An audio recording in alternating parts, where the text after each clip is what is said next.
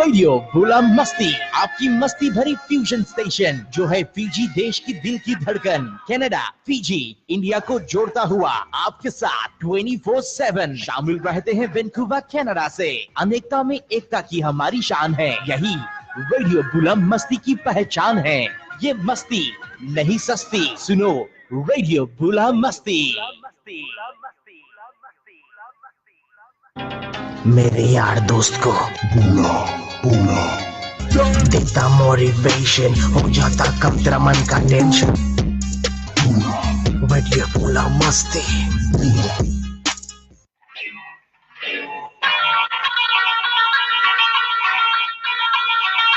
Good evening, you're listening to Radio Bula Masti and I'm your host Aisha.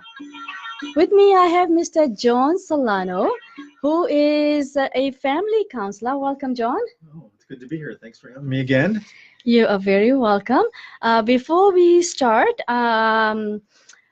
just want to let everyone know that the content in this program is not intended or directed towards anyone specific, and if you and it might not be suitable for all the audience. So again, it is not directed or intended towards anyone specific. So John is a family counselor, and he has been a family counselor for about 30 years. Right, and he is here locally in the Lower Mainland, and John also has his free sessions on Tuesday. That's right. evenings? Yes, every Tuesday evening, 6 to 8 in the Newton area of Surrey, British Columbia. Excellent. So if anyone wants to take advantage of this free class that John offers, feel free. And John, how do people get a hold of you?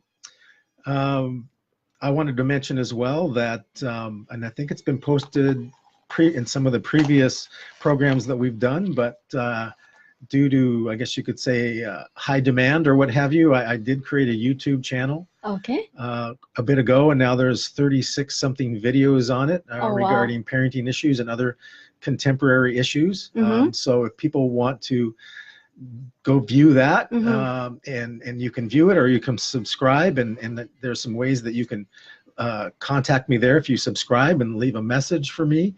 All you do is, if you want to access that, is just go to YouTube and search out John Solano, and then put parenting on the back of it. I see. So John Solano, Solano, parenting, and the videos will start to come up, and then you can get to my channel eventually and subscribe there. I also have a LinkedIn channel if you happen to be on that. I'll find you on that. I just posted what I hope is a really helpful video for parents, couples, what have you, who are experiencing relational tension and going through separation and divorce, and how do you navigate that so you can still make good on your loving promise, to your children. That's right. And it's not an easy thing to do, and many of us have been through that journey, and we know that there are, it's just it's not easy. a challenge all the way through, but at the same time we deeply love our children, and and how do we continue to make good on that promise when we're going through it. That's right.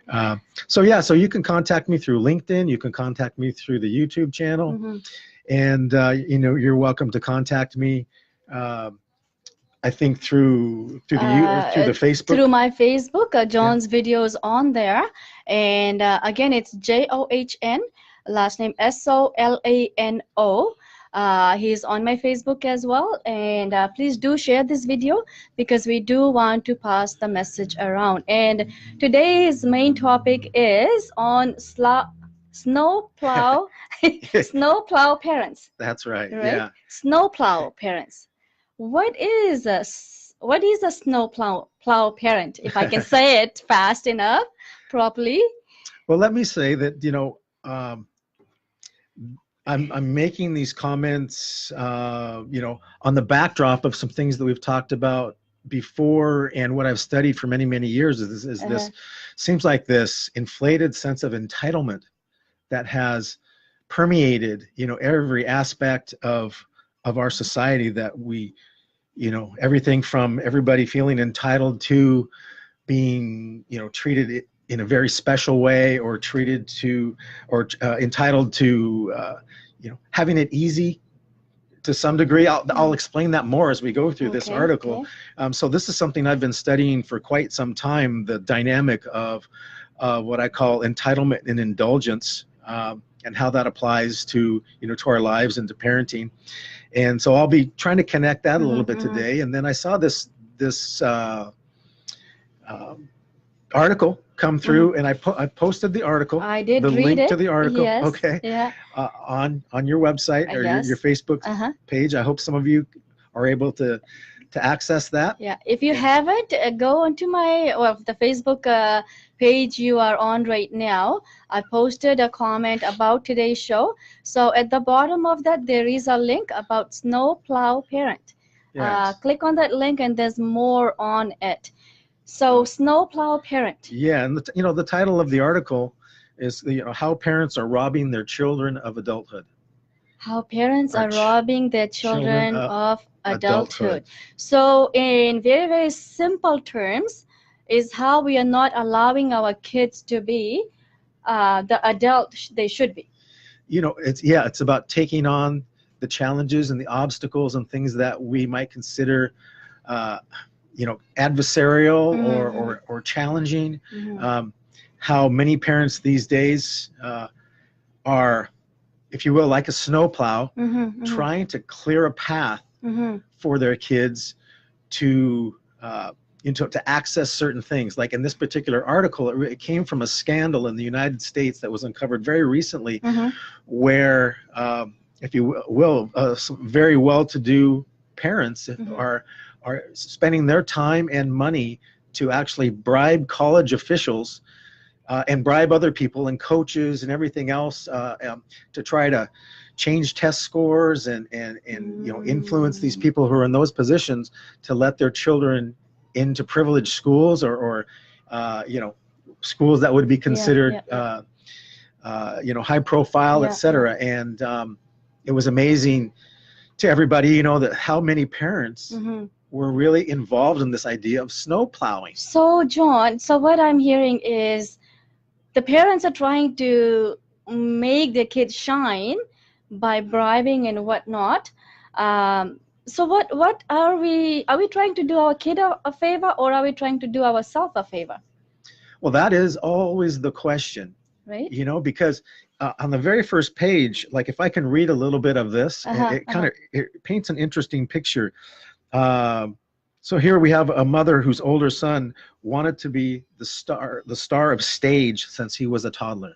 Okay. So this is often, like how parents, how they see their kids destined for greatness, yes. And they have this plan that someday when my child grows up, they're going to be, an actor, an actress, a doctor, a lawyer. They're going to go to Yale. They're going to go to wherever they're going to go to. And this starts really early. Right. And so, obviously the toddler child does not have this vision for themselves. No, it's the parent. It's a parental vision, yes. Every parent wants to be proud of their kids, but we try. Yes. Right? We all have dreams and we all want to be proud, but we are trying to make the kid into something they are not. Well, that's an interesting thing. I mean, because this sense of entitlement that the parents have, our children also have too. And so a lot of the youth of these days think that, for instance, the millennials that we're saying, that they think they're entitled to just go to college and get out and get a six-figure income. Yeah. To not have to do the work. Without even doing the work. So that mentality is both in the parents and in the youth. So now there's, it's kind of like, some people will say it's kind of connected to this idea of, where you live in the everybody gets a trophy mentality.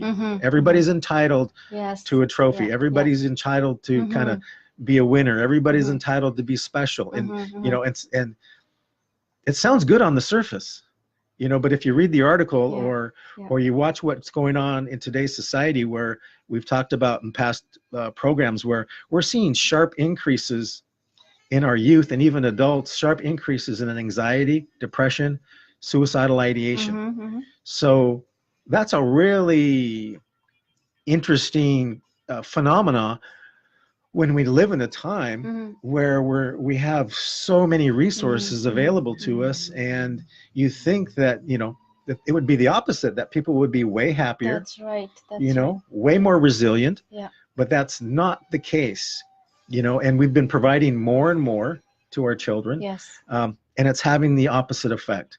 But you're right, it starts off with this idea that if I do these things for my son or daughter, they're going to be better off. Yes, yeah. Or my poor kid, or I love the kid so much that I don't want them to see, I don't want them to do any work. Right? You try to spoil them. Right. It's like trying to get brownie points. Right? And be on the kid's good side instead of letting the kid do what they have to do and be as a guide. Right. Right. And a lot of times what I see is we scare the kids so much that they are afraid to come to us and talk to us openly. Right. Yeah, right? absolutely. It's like one extreme to the other. Right. I mean, the parent is so intense Right. about, you're right. And, you know, when you start to listen to the language and how they describe it, Yes. you can hear a lot of what I call I, me language.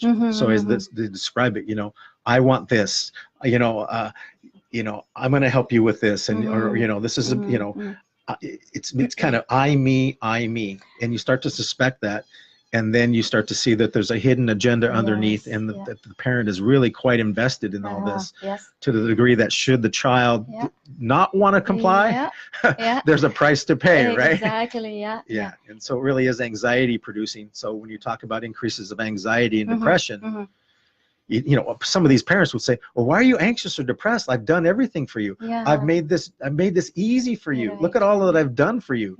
And then they've got a child who's anxious, depressed, or angry and oppositional, who looks like they're unmotivated. Right. But, you know, what I've seen this look like too, you know, in the snow plowing, and even before that, let me just read you something here. They talk about so helicopter parenting is what we used to call it. Okay. But helicopter parenting is kind of like the low-grade snowplow. I would say, so, you know, helicopter parenting came into vogue in the 80s and grew out of the fear of our children's safety.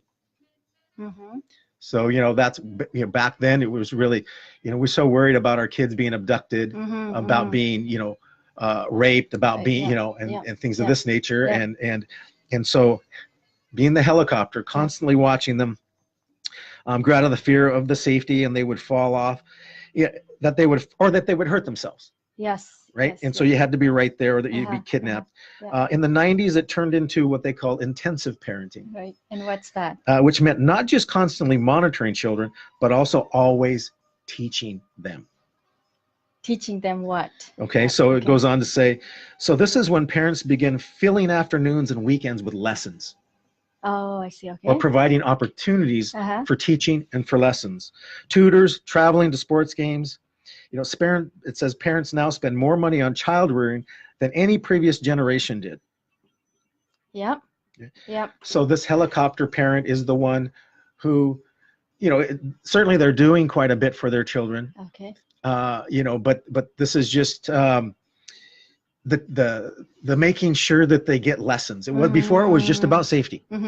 So can I stop you for a second? Yes. Okay. So two things here. One is being worried what's going to happen to my kid, you know, not being able to sleep at night. And I'm one talking right here. Yes. I'm a living example, right? So worried that my kids are out there. Oh my God, what's going to happen? They're not home. I can't fall asleep. And I'm sure I'm not the only parent that does that, right? And the other thing I've seen is where parents keep their kids so busy in so many things. Right. They have after school, they've got all sorts of sports and stuff where the kids can't even take a break. And the reason for that is I'm trying to keep my kid busy so that they don't have spare time where they start getting into the wrong groups and stuff. I have seen that. So what is it that you would hope that your child would possess that they would know better than to get into groups that they shouldn't be? See, first thing, we are not allowing our kids. I mean, the worry part is like, okay, why am I worrying? She's gonna get home. When she's gonna get home, I phone her, make sure she's okay. right? So how do you deal with that situation, first of all? Well, I mean, first and foremost, it is like a, what do you call it, a bit of a double-edged sword. I mean, it becomes your nemesis after a while, because if we hover or helicopter, and that's really kind of the trick to this, because on the surface it always looks like we're doing an honorable thing.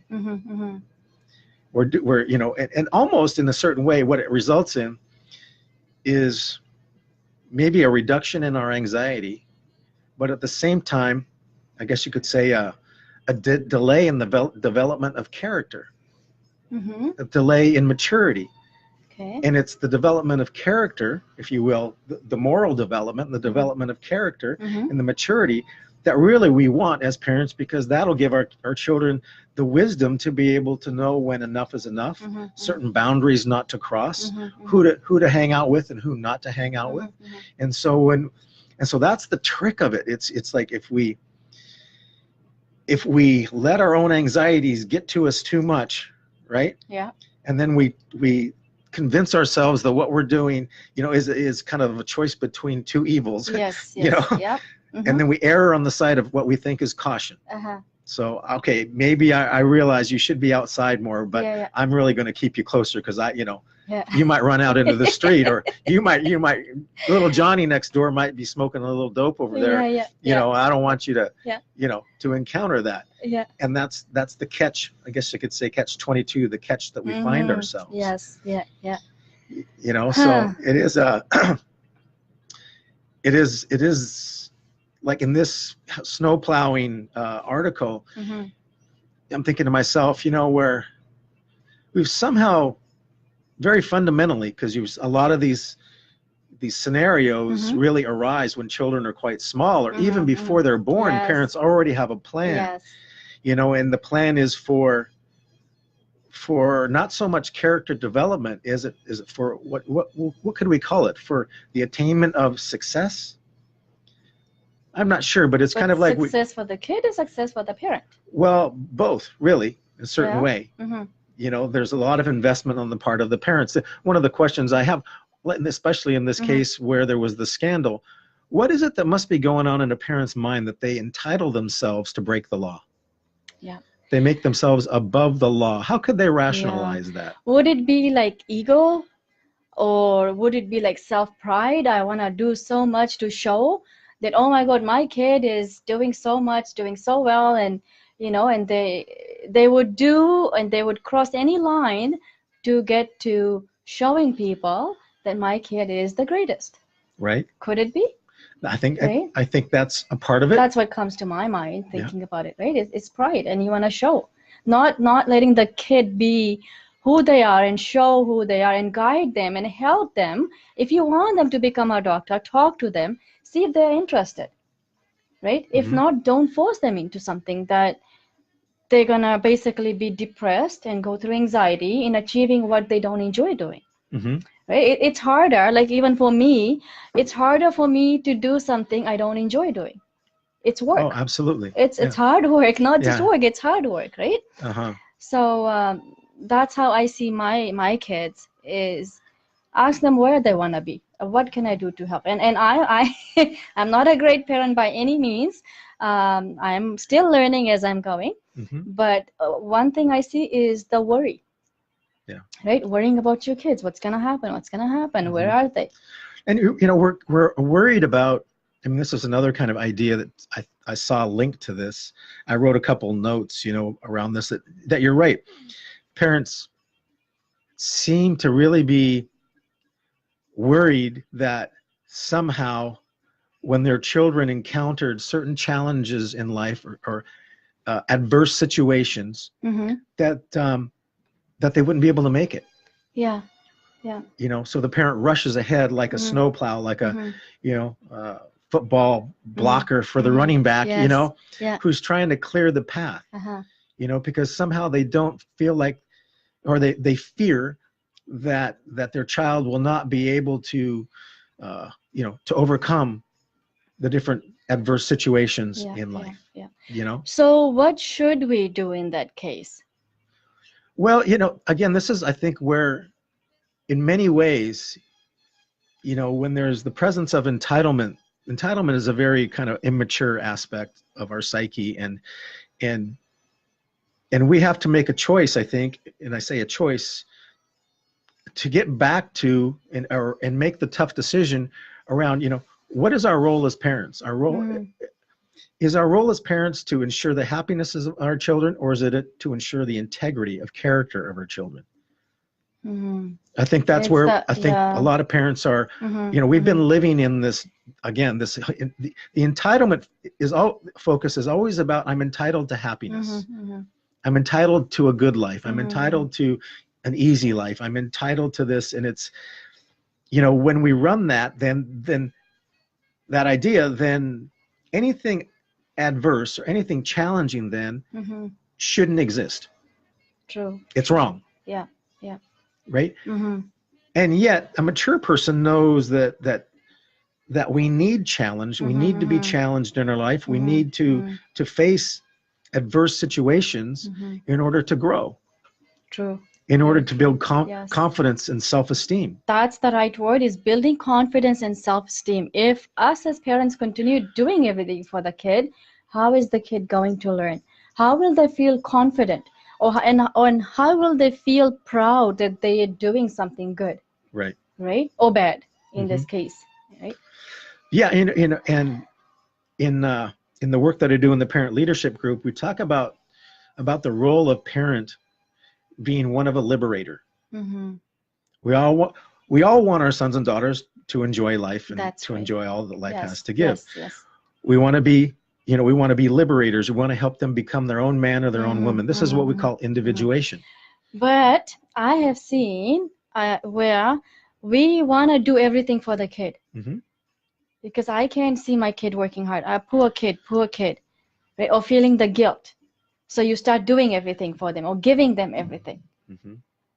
So let me ask you, like, do you think, like, when parents, you know, they see their kids coming up against something challenging, working hard or whatever it is, or maybe they've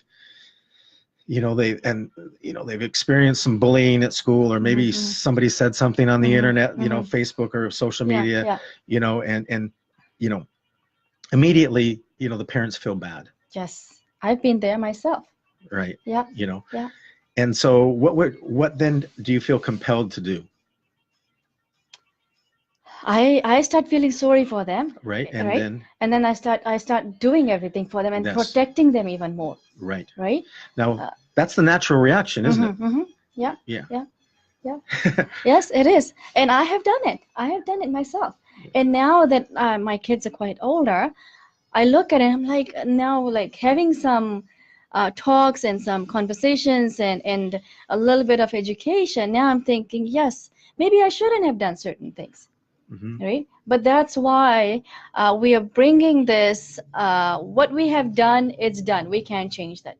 But what we can do is educate, right? And that's why we're bringing this program. So I can, it's never too late, right? My kids aren't like that old where, you know, I don't have to worry about them at all, right? So I learn a lot. Can I ask you a question? Sure. Just before we leave this piece of the conversation. Yes. So when you reflect back on, okay, you're saying, you know, I feel bad for them, you know, if I didn't, so it kind of compels me, you know, I lost my train of thought, but naturally it compels you to want to do something. Right. Exactly. Right? Yeah. But yet your heart's desire is for them to learn how to do themselves, for themselves.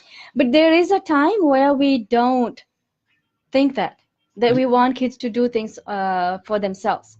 We want to do it for them because we feel good. Right. Right? We feel good. So again, I know we've had this conversation before, is making the parents happy, not the kids. Right? Right. Is because I did everything for my kid, I feel good. And that's what we tend to do, is we want to make our kids happy. Well, at that point, there we go, on the happiness thing, right? Yeah. We're not making our kids happy, we're making ourselves happy by doing things for the kid, but we're not doing the kids a favor. Right. Right. And I would say that's where things begin, you know, it's an indulgence, if you will, in a certain way, because it's very seductive to go down that path. Right. You know, it looks like we're doing the right thing, but then when you examine it a little closer, it's actually the opposite of really what we want to do. Yes. We want to be liberators. And when we're constantly snowplowing or helicoptering, and we realize that it's really not even for our kids, it's for ourselves to appease our own anxieties. And then we're actually robbing our children of an opportunity, as the article says, to develop the skills and capacities they actually need to be effective adults. And when they were interviewing in the article some psychologists kind of about what they're seeing, like for instance in different colleges and things, they were talking about here in one instance, they're saying that, you know, they're seeing more kids drop out of college for like this, what we would maybe consider the silliest of things. You know, someone didn't like their roommates, or you know, they didn't study at the right time, or there's you know, somebody stole their jar of peanut butter, or you know, the cafeteria didn't quite have the right type of salad, so parents call the universities to say, you know, can we change that salad bar? You know, you know, parents, you know, calling, and this happens in school too, right? High school and other levels of, you know, parents will look at a teacher's report card, and you know, they'll listen to their child kind of maybe say, this isn't fair, or this, you know, and then the parent steps in and starts to battle with the teacher, you know, or the professor.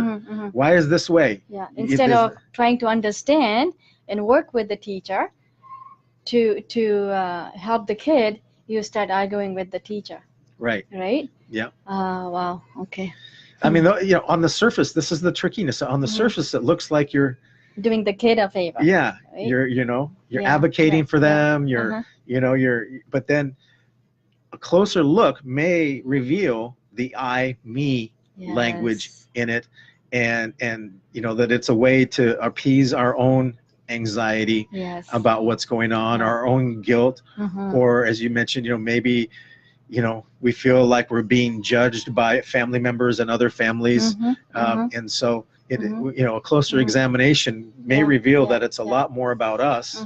And of course, like we were saying before, when, you know, when self-esteem and confidence is built through someone, you know, you know, kind of exerting themselves and being successful, when I rob my son of that ability, then I'm actually creating anxiety. Like he may get an A on the test, but he didn't do it through his own effort. I've also seen where parents do the kids' homework. Yeah. So that the kid doesn't get in trouble when they go to school. Right. Right? Yeah. So are we doing our kids a favor by doing the kids' homework? Do we want the kid to learn? Right? And no one's perfect. No one's asking anyone to be perfect. But I'm so glad, John, that you're coming on these shows. I can't speak for other people. I've had some very good comments about how the information you bring is so helpful. And you know what? Even though my kids are older, I still use what I learned from you. So I just want to say thank you for coming out and educating. And I know that our Indian community, we were raised in a different way, where the parents worried. They did everything for the kid. Yes. To a point where when a kid or girls would get married and go to the in-laws' place, stay there, boys have to get married and stay with the parents. And the parents would still be responsible for the son, the daughter-in-law, and then the kids, the grandkids. Right? So we grew up in this environment, and now that and I'm guilty of raising my kids in kind of the same way, right? Because I didn't know any better. I did what I thought was good for the kids. I tried to do as much as I could for my kids. I mean, they turned out, knock on wood, they turned out to be good kids. They're all quite independent, you know. Yeah. But still, I did put some of those things that we're talking about, like snow plowing, right? Yeah. Like being a snowplow parent, I was a little bit of that. Oh, for right? sure. I still am a little bit like that. Yeah. So your session is very, very helpful. Well, you know, I can relate to it to some degree. I mean, one of the things that I used to do, you know, as a dad, was always make sure that I was the coach of the team. There you go. Or an assistant coach. So let me ask you this question. Sure. Why did you do that? Why did you want to be the coach of your son's? Well, you know, part of it certainly was because I played baseball my whole life and enjoyed it. Okay.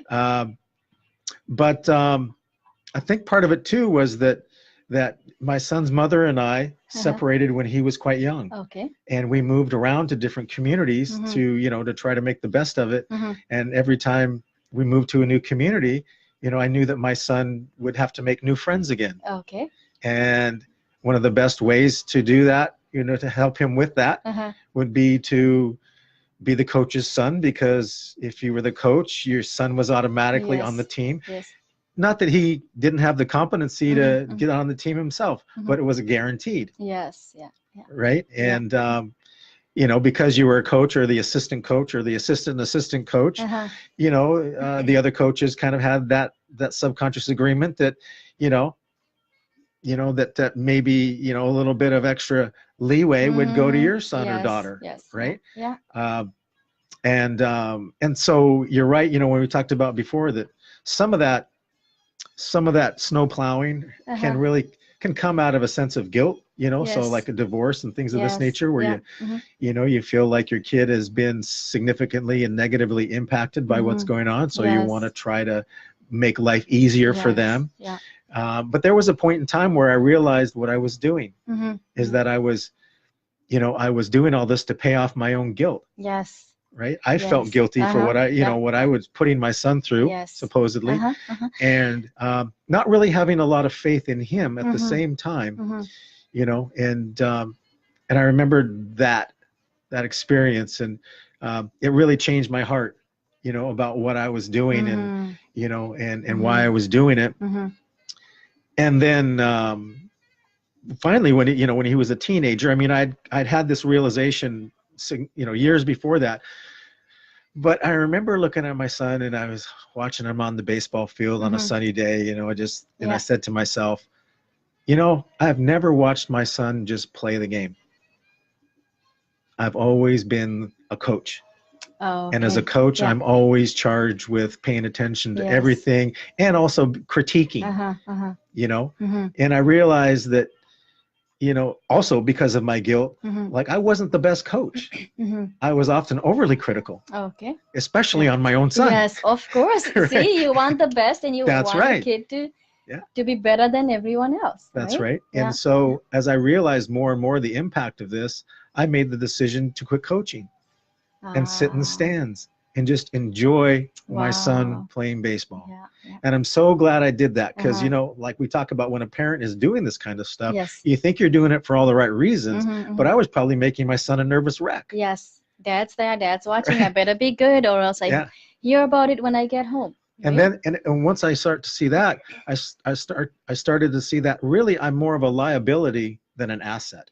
You know, I'm not really empowering my son. I'm not really the source of encouragement that I'm telling myself that I am.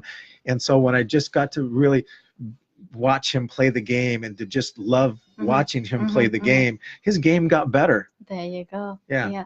You know, because he wasn't, I can't put myself in that situation, but I'm thinking he probably didn't feel as intimidated. Yeah. Right. That and all that pressure on him. Right. He was trying to be himself and do what the best he could do.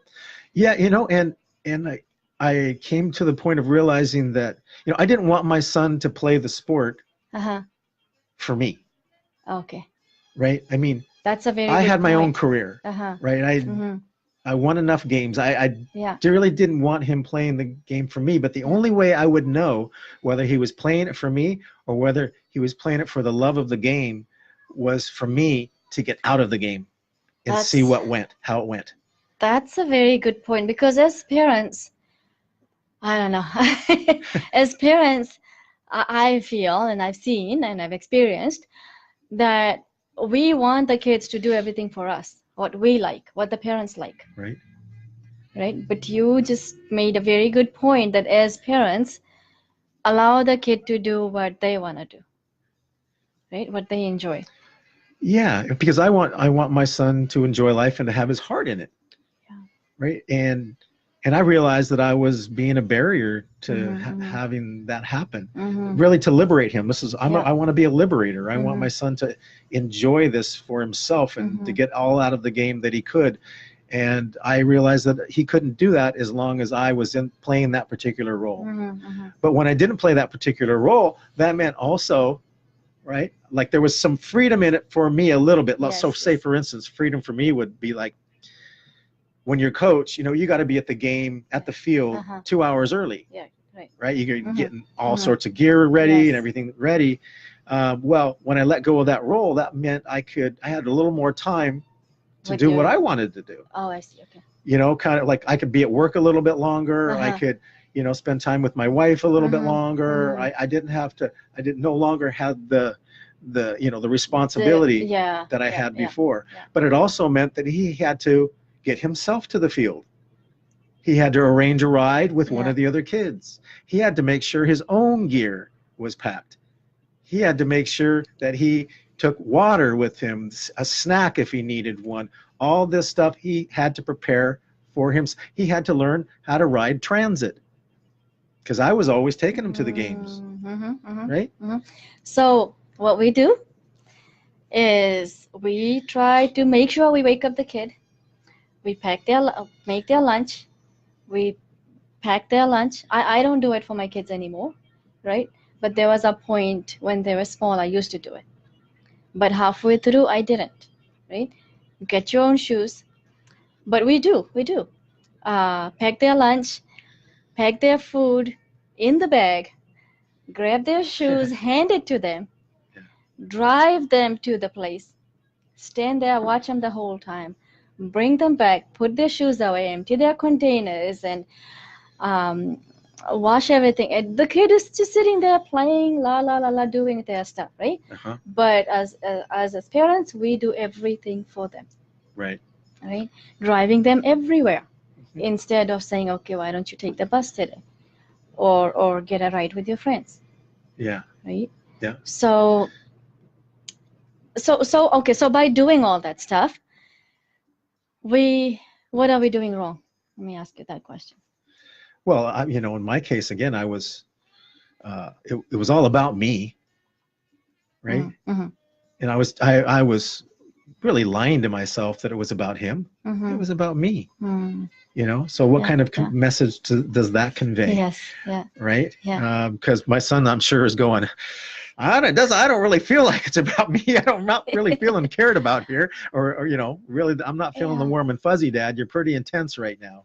But looking from the kid's side, don't you think the kids are glad that the parents are doing everything for them? No, I don't think so. No? Okay. No. I mean, we have a new baby in our family, Okay. 6 months old now, Wow. something like that. Yeah. Right? She's just sitting up and starting to pull herself up. Okay, yeah. And she's like, if you try to get in her way in terms of what she's trying to do, right? Yeah. Then she gets upset. Okay. So is there anything wrong with that? Her upset? No, I think she's saying back off. It's natural for me to want to fall down and pick myself up and eventually stand on my own 2 feet. And when you get in the way of that and don't let me exercise my free will, or even my muscles for that matter, because that's my destiny. I'm destined to stand up. I'm destined to move forward. I'm destined to be an adventurer. I'm destined to take on, adversarial situations. And if you rob me of those things, then I'm gonna tantrum. I'm gonna push back against you. Okay, so in most of the Indian communities or families, I'm not saying all, what happens is, when we allow the kid to do what they want to do, the impression or what we say is, we're allowing the kids to get away with everything. Right. They have to listen to us. They have to let us do things. They have to follow us. We have to be in charge. So what you just said is the kid throwing a tantrum and wanting to do things. That's why I asked you, if there's anything wrong with it. it's a bad thing for us that we're allowing the kid to get away with that. Yeah. That's how I see it, or that's how we see it, or most of us see it. Yeah, and I think there's truth in that. Okay. You know, but I think it's what we're talking about right now is that there are kind of traditions and ways of doing things that promote liberation and some that don't. Okay. And we have to kind of sort that out as human beings. That's what I was saying. Like, so I'm not anti-tradition. I think there's a point to it. Yeah. Just like there's a point to training wheels on a bike. Yes. But there comes a time when you have to remove those training wheels, Exactly. because if they stay on, you can't enjoy life the way you could if they were not on. Not on it. So so there are certain traditions and certain, if you will, rules that are important. You know, but when those rules maybe get so imposed so strictly that they impede the development of the person, then that is more, I would consider that more an indulgent use of the tradition. Okay. You know? Yeah. So one tradition might be, say for instance, a parent might say, well, it's my way or the highway. Yes. That's tradition. Yeah. Another person say, well, our tradition is, you know, there are consequences for your behavior. I'm not going to tell you what to do, but we're going to have a chat about it. Yes. Yes. You know, both of those are, you know, are traditions. But which one promotes liberation? The child is not getting away with anything, right? On the one hand, it's like, it's my way or the highway. Yes. Yeah. In other words, you know, obey what I say without question. Yes. It may work in that instance, but if my job is to liberate, then I have to actually give my son or daughter a chance to think about what I'm saying and decide whether what I'm saying makes sense, and, you know, and implement it in their own lives. Now, of course, that conversation, I always call it like a movement from a 1-lane road to a 6-lane highway. So when kids are little, they don't have the capacity to really appreciate the dangers in the world. That's right. So we do a lot for them, and the boundaries are tight. But as they grow from year to year to year, it's kind of like that road should move from a 1-lane to a 2-lane, then eventually a 3-lane, then eventually a 4-lane. Now, there are still guardrails on both sides. There's still places that you can't go. And if I don't, you know, maybe as a parent, one of the things that I will take advantage of is natural consequences. Okay. So, you know, I say to parents, if your child comes home and says, you know, they were out last night and they were with a friend who drank too much and they got sick all over the place, and then they had to run from the police, you know, or what have you, right? It's kind of like, okay, well, you know, let's talk about this at some point, you know, and then I might say, well, you know, I'm guessing that, you know, if this were a real friend, then there would be care between the two of you, and, you know, maybe your friend kind of acting the way that they did. I'm guessing that really wasn't the way you wanted it to go. Could that have gone a better way? You know, or running from the police. That probably wasn't the funnest experience you've ever had. So is that really, you know, something that you really wanted? What would you want better? So I'm giving my son an opportunity to kind of process that event and come to terms with it and kind of go, no, that's not really what I wanted. I wanted something different and better. Okay, what do you do next time then? So what you've shown me or told me is at that point, after the incident happened, you talked to the kid. There was an open communication. But in a lot of cases, what happens is they're scolding, get mad at the kid, don't do that again, or blah, blah, blah, you know. And so there is no communication. The kid is scared to talk. The kid won't even talk about anything or won't share any information. And now there's basically silos. There's a big silo, right? Because first of all, the parent doesn't know the right way of communicating, or, you know, they're doing the best they can. I'm not saying they don't know. They're doing the best they can. But again, the way we approached the situation, we made the kid scared. So now the kid won't open up, won't talk, and try to hide everything. Right? And I think, you know, I've heard a lot of parents talk about, well, I wish we could go back to the good old days, you know. I think when they talk about going back to the good old days, it was when, you know, Uncle Joe lived down the street. And, you know, all the neighbors had authority to scold you. You know, and also, if things didn't go right with mom or dad, you had somebody else to talk to. That's right. Yeah. Right. Yeah. And so I think what that means is that when you have that kind of community, then as a parent, you're given a lot more forgiveness for some of the things that you do that aren't necessarily liberating. Right. Right. But when extended family or kind of the community, that we live in now, oftentimes people don't have that anymore. That's right. Yeah. Yeah. And so that means that that the way you were being before worked because it was in a particular setting, but now you're in a different setting where you don't have that set of supports that you used to have. That's right. Now that can be the bad news if you don't want to make any shifts or changes. So that's what I was saying, like the way I was coaching was pretty traditional. But when I really looked into my heart and what I truly wanted for my son, I wanted to liberate him, and I could see that I was a barrier to his liberation. Then that changed my heart, and I changed the tradition.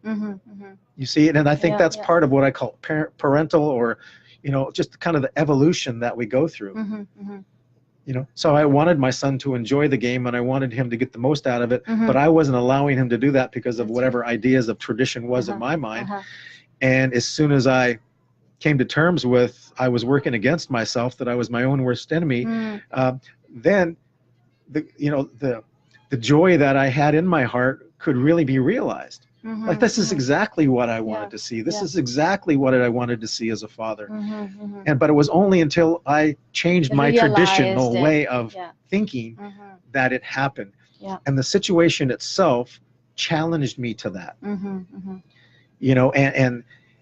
And the thought technology, in order to be able to come to terms with that, this is what you and I are talking about now. How do we know whether the traditions we have or the ideas we have are supporting our heart's desire that we want for our children, or actually getting in the way? Well, I always say, look at the scoreboard. How are the results looking? If you're seeing what you just talked about, fear, anxiety, depression, frustration, exhaustion, like where there's smoke, there's fire. So that's right. So something is off there. Now, in most instances, we think it's the child that's off. That's right.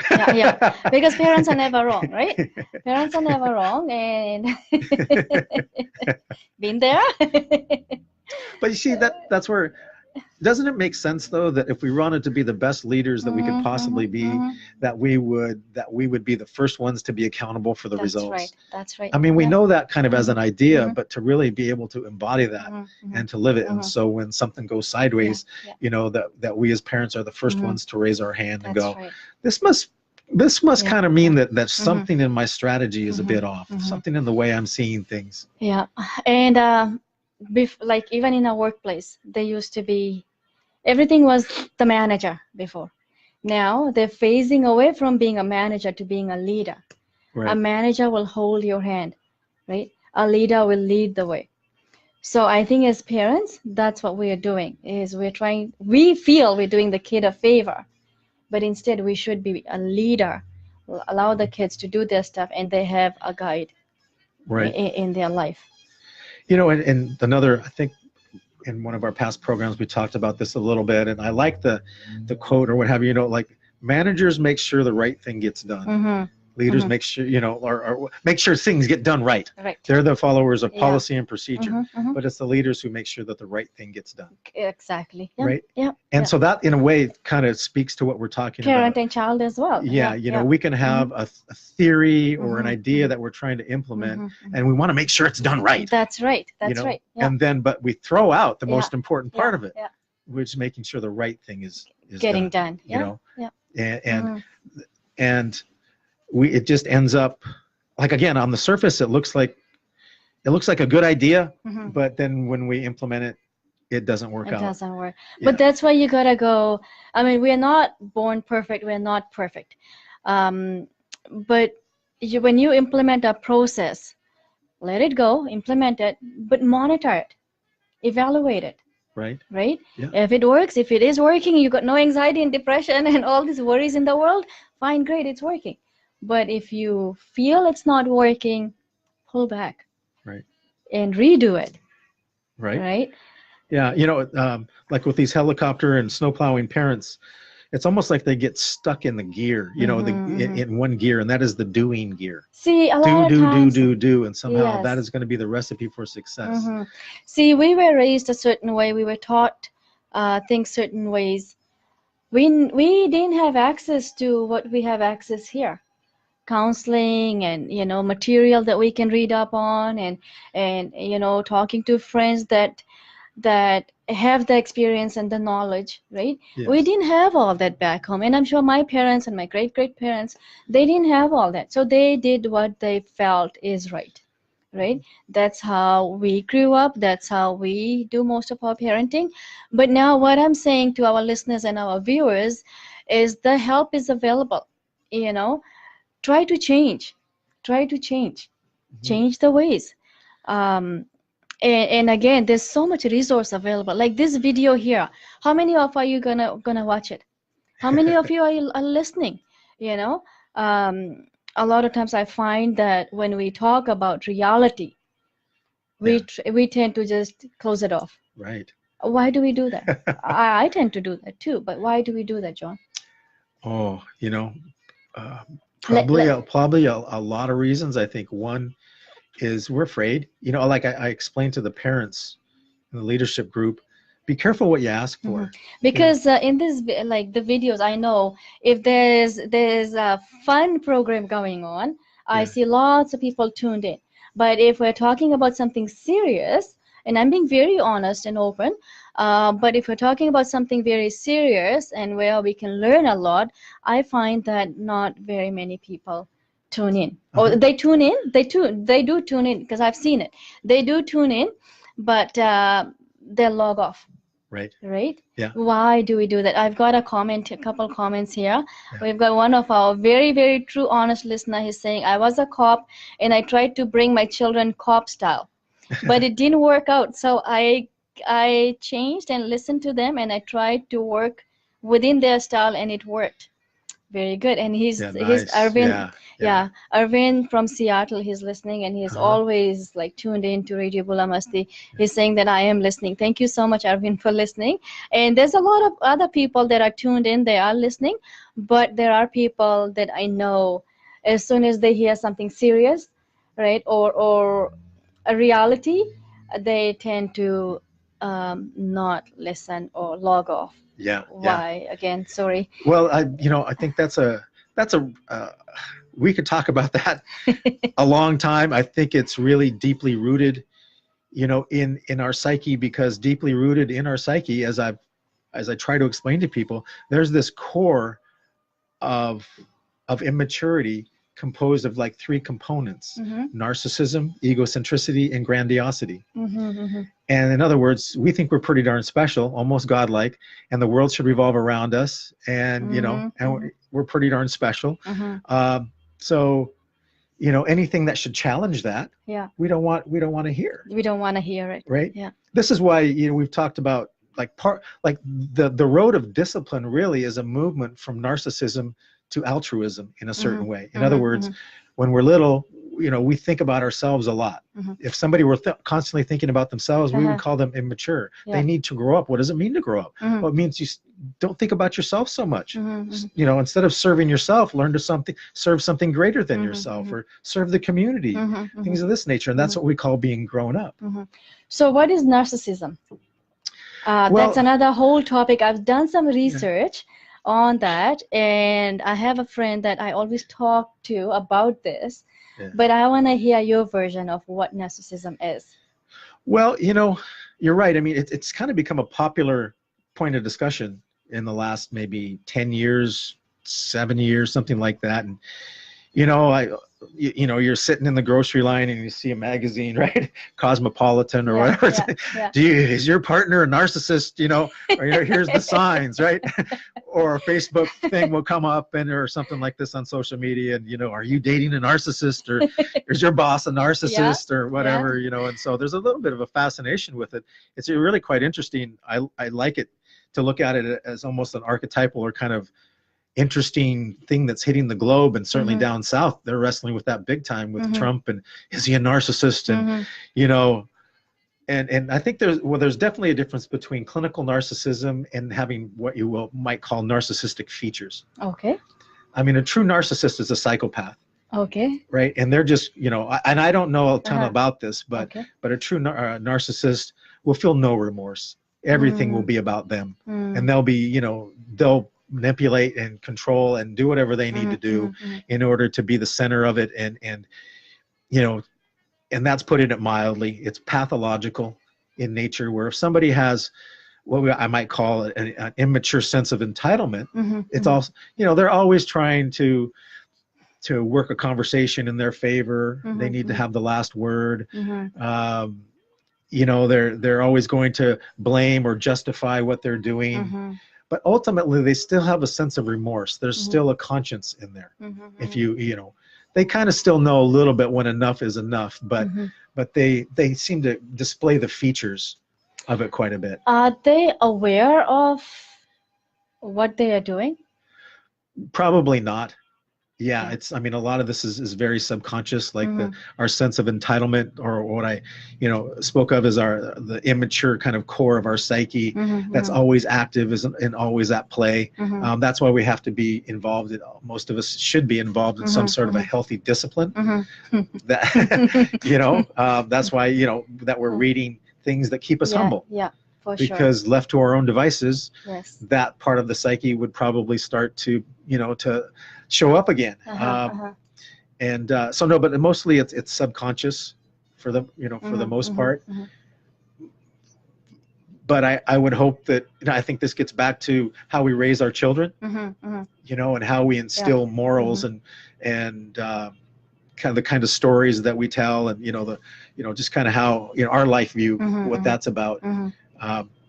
And that can help create a kind of an inner discipline, if you will, for the or the practice of meditation or mindfulness or self-reflection. How do I know whether I'm being selfish or not? Because you can't, I don't know if you can tell them, because they will be getting defensive, right? Right. Yeah. So how do you tell a person that they have a certain type of behavior or a trait? It's tough. Yeah. Well, the way I do it in my work oftentimes is I externalize it with a story. So I'll tell a lot of stories, use a lot of parables, a lot of wisdom teachings, which help a person kind of see what's going on in their own mind by reading a story or watching a video clip or something. Oh, look at that person doing this. And then I'll say, oh, well, but, what if we started to use the principle of projection? What does that mean? That means that whatever we're subconscious of, we tend to throw forward onto the world like a movie screen. So if we could just kind of hang out with that principle for a second, what would that mean about you? So in the parent leadership group, I'm always talking about doing two things together. One is learning and insight. Learning and insight. What did you learn? So somebody may know the academic definition of projection. That doesn't mean anything until you use it to, like a flashlight, to look at your own life. And then what did you, what insight did you have? And so that's kind of what I do, but in my civilian life, if you want to call it that. Civilian life. I'm probably more a believer of, let a sleeping dog lie sometimes, but I know it's hard when you have those people who are close to you, and you have to figure a way to, sometimes deal with the situation or address it so you can kind of work on that situation. Yeah. Right? Yeah. Yeah. There are ways, for instance, if we were to practice a discipline of humility, we might, if we see that somebody's doing something that is, not an act of integrity or whatever, we might take a step forward and say, I realized, that I'm kind of so let's say if somebody's being judgmental, putting other people down, we might want to admit to it, in a conversation that we're doing it. Yeah. That would be the mature thing to do, be accountable. Then that person then may think to themselves, I wonder if I'm doing it. But I can't tell because I'm not educated in that field at all. Do people think about it that, oh, do I do that? Because I know when you watch movies or read a story or you hear about it, does it register that you might be doing something like that? I don't know what the percentage would be, but for some folks, it just doesn't seem like it does, right? You could watch a very, a movie that could really be beneficial that way, and they just think it's a piece of entertainment, and they get nothing out of it. That could be, we all learn differently, and, we all tune into different voices in different ways, and it's pretty common for all of us in some instances where we kind of have to learn the hard way. Yes, true. And but that's always a tough conversation, especially if you have a family member or somebody who's really running entitlement a lot, and is displaying those narcissistic features. It's I guess that's a topic we can get into another time as well, because I'm sure it's a huge topic once we dig into it some more. Right. The other thing we were going to talk, if we had time, was separation and how to deal with the issues with the separation. I don't know if you want to continue today, or we can actually start that fresh. I think it's a good idea to start that fresh in our next program, right? Yeah, and I posted on the website the article. Yes, I'm definitely gonna take a look at that as well. To that on the parental alienation piece, and if people are interested, I did post a recent YouTube video addressing that topic. Okay. And I hope people will have a look at that. If I could just summarize it a little bit, it just kind of sometimes when I look at adults or parents or whatever, a couple, and they're experiencing tension or their separation or divorce, there's this idea that, first of all, there's kind of a lot of, blaming and hostility, and on a good day, both parents will admit, geez, I don't really want it to be this way, but I don't know what else to do. They'll kind of say, well, I tried to make it different, but then I gave up or whatever. And if only the other parent, would contribute. Yeah. So there's this, like, what I call this 2-lane road. If you contribute 100, I'll go 100. Yeah. So parents will sometimes say, I want this to be different. Maybe I'd like to have, more respect or a little show of appreciation. That would be really a much better environment for our child, right? So I'm going to try to not be so cynical of you, and I'm going to compliment you every once in a while. And so I might give you a couple of compliments, but if you never compliment me back, what am I going to say? Forget about getting that far, John. People don't even get that far. No, it's like the minute you try to separate, there's like hating of each other, and you want to do everything to hurt the other person, and then you start hurting the kid, right? So that what you said, I wish we could do things like that in a civil way. But I'm seeing a lot of comments on Facebook, actually social media, that whether it's men or women, my spouse is doing this, I've got divorced, I'm separated, kids are going through this, you're not helping me out, you're not paying child support. Or if one person's paying child support, the other person wants more and more. So what do you do with all this? But we will start with this topic next week. Yeah, right? we'll do that. It's a lot to talk about, and there's a lot of, I guess you could say, kind of traps. Just like we talked about the snowplowing parent who thinks that they're doing the honorable thing, but actually you look a little closer, and it's it's really not a true reflection of of the love that the person has for their child. And anytime we're in agony or pain, it can cause us to really drift away from who we really are. So yeah, let's talk about that next time. Sounds good. Well, John, thank you so much once again for educating me and educating our listeners and our viewers. I got a comment here. Yes, it's a good topic. So I just want to thank you for taking your time out, coming out, and willing to help our community. Not just today, but just so everyone knows, John does have his own session every Tuesdays. It's free. It's a free session, child and parenting session, right? that happens every Tuesday? It's the parent leadership group. Parent leadership. Parents only. Oh, parents 'Cause I'm on it, only. yeah, Okay, yeah. okay. Yeah. But it's just really based on the belief that in the heart of every parent, we all want to be the best leaders that we can be. Of course, yeah. As a parent, we all want to do good for our kid. Yeah. But it's trying to get to a destination, and how do we get to that? Yeah, Right? it's a slippery thing to do. Yeah. And I'm glad that we have someone like you that has so many years of experience, and not just so many, I mean 30 years of experience. That's a lot. You know, I'm sure you've seen it all, you know, dealing with it, and trying to use that help, that knowledge and the experience in our community. I think it's a great thing. So yeah, you know, it's especially when it comes to the relational stuff and, you know, the divorces and things. I mean, it, again, my heart goes out to folks, and, you know, but we're all in this together. Yes, you know, yes, this for human sure. journey, and it never has been an easy one from the beginning. No.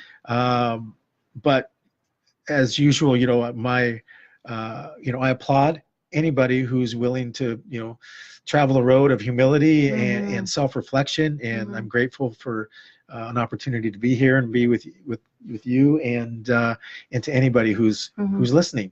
Exactly. And so I hope people will share this if they know of somebody who could benefit. We strongly recommend to please do share. We're here to pass the information and help out. But if you could help us out by sharing this video and passing the message around, would be great as well. You know, I'm not perfect. I don't think anyone in this world is perfect. We all learn. We all have different ways of doing things. You know, but it's always good to learn the best way possible, right? Into getting to our destination. And we're all here for a short time. Who knows what's going to happen next? Right. So let's do the best we can, be positive, and pass the message around, please. So once again, John, thank you so much. And I just want to thank each and every one of you for tuning in to radiobulamasti.com. Please do share this video, and keep listening, keep sharing the video and the words around. If there is any other topic you would like for us to discuss, please do let us know. Send us an email from our website, radiobulamasti.com. There is a contact us form. You can fill out that form and submit it into us. Or if there is something that you would like to discuss with John directly on counseling, etc., you can find John on his YouTube channel as John Solano. And also, do you want to give out any other numbers or anything like that? No, like I said, John Solano, Solano, parenting. I'll take it. There's a famous singer that I hope I'm related to. His name is John Solano. So if you just put John Solano, you're going to get the famous singer. I'm still working on that part of my career. But if you happen to be on LinkedIn, you know, let's find you on there. You know, let's be in each other's network, and you can ask me questions and all sorts of stuff there. And you can message me if you'd like to receive the flyer on the parent leadership group. Again, message me there or on the Facebook site here, and I'll be happy to add you to a list. I do send out a weekly email to 400 plus parents every week with the parent group updates and resources, videos, all sorts of stuff. So a lot of people just love that piece. All right. Thank you so much again, John, and stay tuned.